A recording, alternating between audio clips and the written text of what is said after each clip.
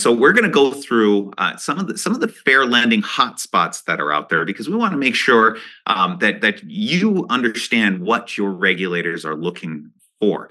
Now, first off, like I mentioned before, it is a regulatory priority. All of the regulators have a stated goal of rooting out any potential discrimination that is out there. So it is our job to make sure that there is a high level of awareness on all of our teams. Like I said, it's not always on the nose, clear discrimination that's out there. Sometimes with that disparate impact and disparate treatment that might be out there, everybody at the table needs to be on the lookout for potential problems so you can nip them in the bud before they become an issue with the regulator. So creating awareness among everybody on the team and then maintaining that awareness over time and keeping vigilance if there's a new product or service that's being offered or at loan committee, there's something that's being brought up. Everybody at the table needs to be paying attention and thinking in terms of fair lending. So the major areas that you need to be paying attention to or that your regulators are looking at, go ahead and flip to page 8 and take a look. Any kind of exceptions or discretion. Okay, if you have an exception to policy or an exception to the normal way of doing things, that's an automatic red flag from a fair lending perspective. So what is an exception? It's anytime it's a rule. Now, whether it's maybe it's an exception to policy, and that's pretty clearly a red flag you need to be aware of. Anytime you're doing that, you need to be documenting your reasons, and your reasons should never be referencing any of those prohibited factors. But it could be just even a standard rule. Maybe it's not a policy. Maybe there's just a standard way of doing things. But you treat one applicant a little bit differently. You make an exception for them. And it doesn't have to be your formal loan policy to create an exception that may be something that leads to a fair lending problem. And what does it mean to use your discretion? Well, every loan officer has a certain level of autonomy to be able to make their decisions. Even if you have very, very strict pricing guidelines, there's always discretion in the way that you set certain terms or fees, or maybe you're waiving certain requirements, or maybe you're just treating one applicant a little bit differently than others. It could be as simple as how you let an applicant know about the possibility of an exception. All of those things are within your discretion, and it could lead to problems. Here's the logic, okay? If I go into your financial institution, let's say you have loan officer A and loan officer B, both of them in the same branch. They've got offices right next to each other.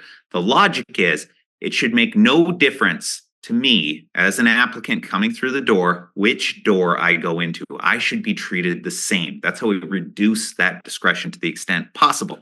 But here's the thing. Let's say loan officer A, maybe they're brand new. Maybe they started 2 weeks ago and they're still wrapping their head around your loan policy. They're still getting to know their boss. And for that reason, they are doing everything by the book. Everything, when I go in, I am treated strictly to loan policy, and there are no exceptions going to be offered because loan officer A is still figuring out how things work. Doesn't know his manager very well, and he doesn't know the exception process very well.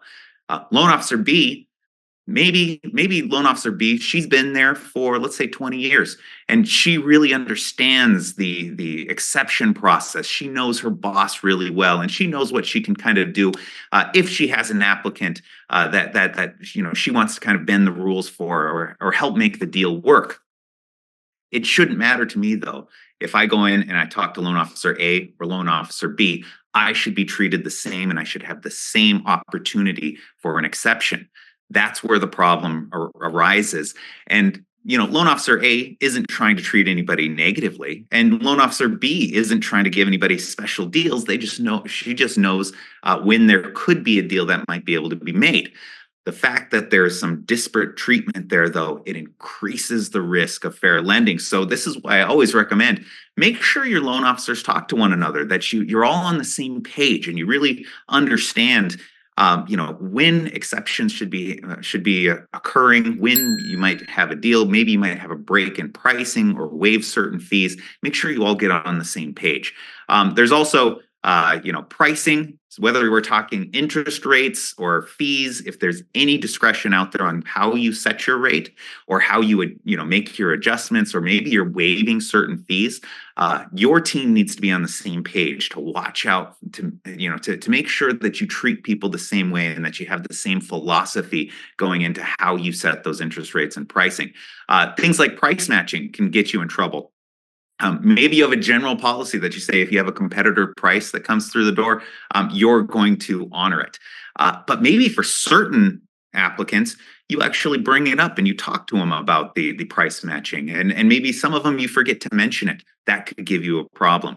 Maybe with price matching, you have specific rules you have to follow. So for some applicants, maybe you have to have a written offer that they have to bring in and show you. And if you have that written offer, then we'll match it.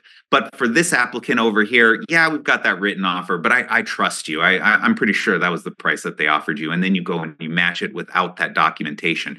Really, any differential in the way you treat people could lead to a fair lending issue later.